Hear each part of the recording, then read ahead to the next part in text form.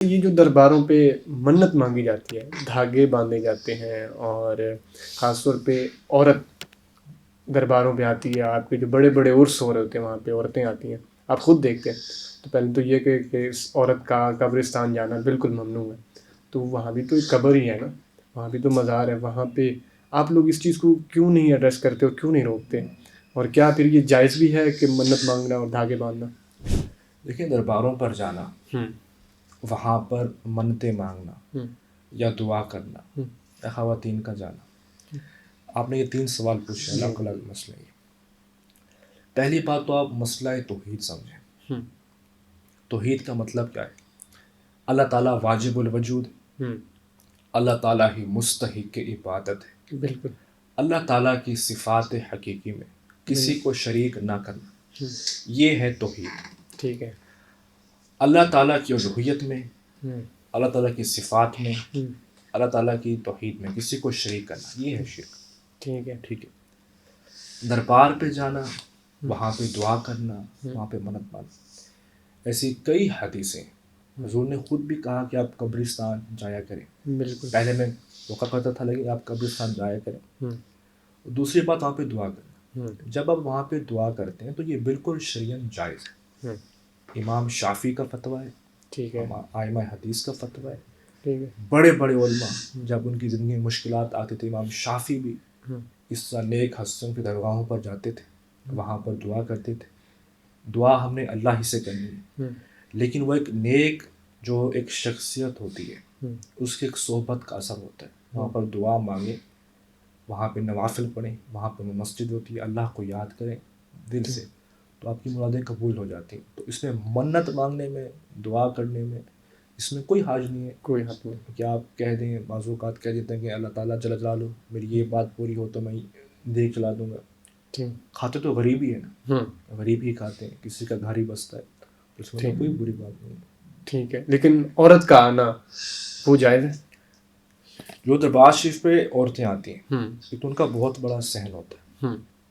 ایسے کئی کتابوں پہ ہے کہ سیدہ فاطمہ الزہرا آپ کعبہ انور پر جاتی تھی اپنے بزرگوں کی، تو اس میں کہیں رکاوٹ نہیں ہے۔ جو بھی عورتیں آتی ہیں تو وہ بالکل ایگزیکٹ قبر کے اوپر نہیں ہوتی، وہ ایک دائرہ بنا ہوا ہے، اس کے اپنے پیچھے کرنے، وہ وہاں پہ نماز پڑھتی ہیں، قرآن پڑھتی ہیں، اللہ تعالیٰ کو یاد کرتے ہیں، تو اس طرح کے حاضری دینے میں تو کوئی حرج نہیں ہے۔ یعنی روحانیت کا فیض جو ہے وہ حاصل کر سکتے ہیں، اس کے علاوہ وہاں پہ ناچ گانا، ڈھول بجانا، وہ تو صاف ہے، یہ کلچر نہیں ہونا چاہیے۔ اچھا، آپ کے کلچر میں ایک بڑا یہ دیکھا گیا ہے کہ لوگ آپ کے پاؤں کو بڑا چھوتے ہیں، ہاں، اس کی کیا ریزن ہے؟ آپ مطلب اس کو کیا سمجھ رہے ہیں؟ یہ مطلب آ کے نا لوگ آپ کے پاؤں چھوتے ہیں، آپ ایز اے رسپیکٹ دیتے ہیں، یا پھر یہ جھکنا جو ہے وہ جائز ہے؟ ہاں، یہ بڑا اچھا سوال کیا آپ نے۔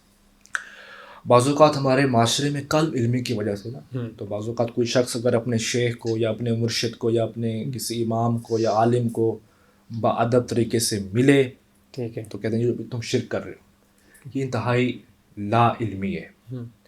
ہمارا دین اسلام سراپا ادب کا نام ہے، ٹھیک ہے، اس میں صرف ہم کو ادب ہی سکھایا گیا۔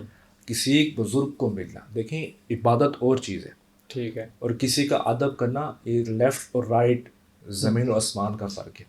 ٹھیک ہے، ایسی کئی حدیثیں حضور کی سنت سے ثابت ہیں، اصحاب مصطفیٰ سے ثابت ہیں، ٹھیک ہے، کہ وہ جب بھی حضور سے ملتے تھے، امام شافعی لے کر آئے، امام بخاری نے پوری کتاب لکھی اس پر، تو وہ باقاعدہ حضور کے قدم بوسی بھی کرتے تھے، اچھا، حضور کے ہاتھ بھی چومتے تھے۔ اسی طرح اصحاب مصطفیٰ جو ہوتے تھے، ان میں سے سینئر صحابہ، ان کے ہاتھ بوسی کرتے تھے، ان کے پاؤں چومتے تھے۔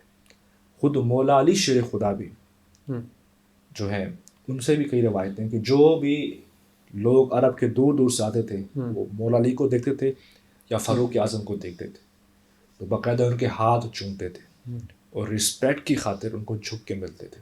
ٹھیک ہے، یہ کئی امام بخاری نے پورا اس میں باب باندھا ہوا ہے ادب کے واقعات میں۔ اور جب آپ کسی کا ہاتھ چومتے ہیں تو آپ کو جھکنا پڑتا ہے۔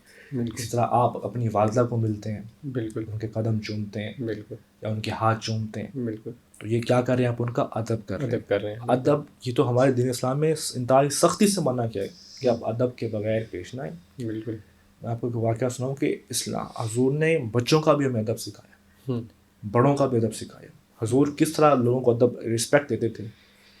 آپ مسجد میں تشریف فرما تھے، پوری مسجد خالی تھی، تو ایک شخص حضور سے ملنے آیا، آپ اٹھ کے کھڑے ہوئے، اس کے لیے جگہ خالی کر دی. تو ایک صحابی نے کہا حضور جگہ تو پوری مسجد میں خالی تھی، ٹھیک ہے، پھر آپ نے جگہ کیوں چھوڑی؟ تو آپ نے کہا فقط میں نے اس لیے چھوڑی کہ میں نے اس کا ادب کیا، اس کو عزت دی. اگر آپ کے کوئی مہمان ملنے آئے تو آپ اسے رسپیکٹ دیں، اس کے لیے جگہ چھوڑ دیں. عملی نمونہ بتایا زمانہ کہ آپ ایک دوسرے کو رسپیکٹ دیں. اگر آپ اپنے شیخ کو، اپنے مرشد کو، اپنے استاد کو، اپنے عالم کو، کسی کو بھی آپ ادب سے ملتے ہیں تو اس کا کوئی تعلق بھی نہیں ہے، جہالت ہے اور قابل نہیں، اس میں کوئی گناہ نہیں.